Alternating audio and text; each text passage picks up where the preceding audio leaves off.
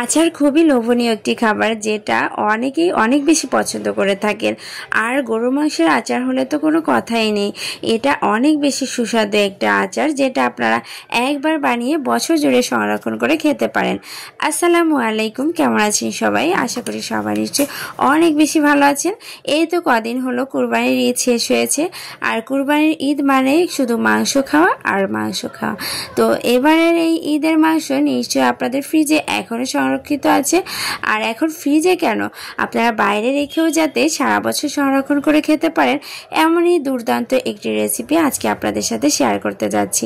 আশা করি প্রত্যেকে আমার পুরো ভিডিওটা কন্টিনিউ করবেন। গরুর মাংসের আচার করার জন্য এখানে আমি মাংসের পরিমাণ নিয়েছি 1 কেজিরও কম। আসলে 2 কেজি মাংস নিয়ে আসছিল ঈদের আগে, তো সেখান থেকে আমি সলিড যে মাংসগুলো পেয়েছি সেটাই নিয়ে নিয়েছি। এখানে আনুমানিক 1 কেজির কম হবে।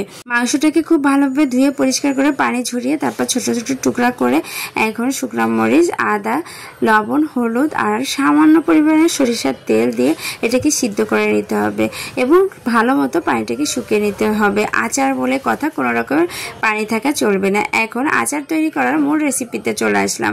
একটা চুলার উপরে ফ্রাই প্যান নিয়ে নিয়েছি, আর অবশ্যই সরিষার তেল দিয়ে দিতে হবে। যে পরিমাণ মাংস তার ডাবল দিয়ে দিতে হবে সরিষার তেল। দেন এর মধ্যে দিয়ে দিলাম তেজপাতা, শুকনো মরিচও।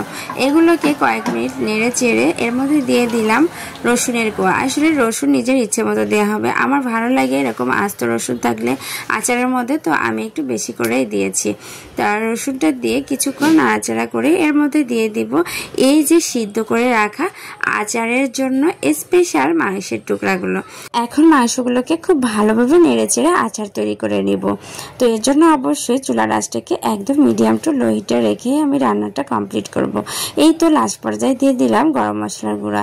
একদম লাস্ট পর্যায়ে নয়, এরপরে আবার আমার 5 ফোড়ন দেওয়া লাগবে। তো যাই হোক, এর পর্যায়ে আবারও একটু নেড়ে চেড়ে কিছুক্ষণ পরে আমি দিয়ে দিলাম সিরকা। এখানে 3 টেবিল চামচ সিরকা দিয়েছি। সিরকা আচারটাকে অনেকদিন পর্যন্ত ভালো রাখবে। আর এই তো এখন আবারও নাড়াচাড়া করে এখন লাস্ট পর্যায়ে আমি দিয়ে দিব আচারের মূল উপকরণ 5 ফোড়ন।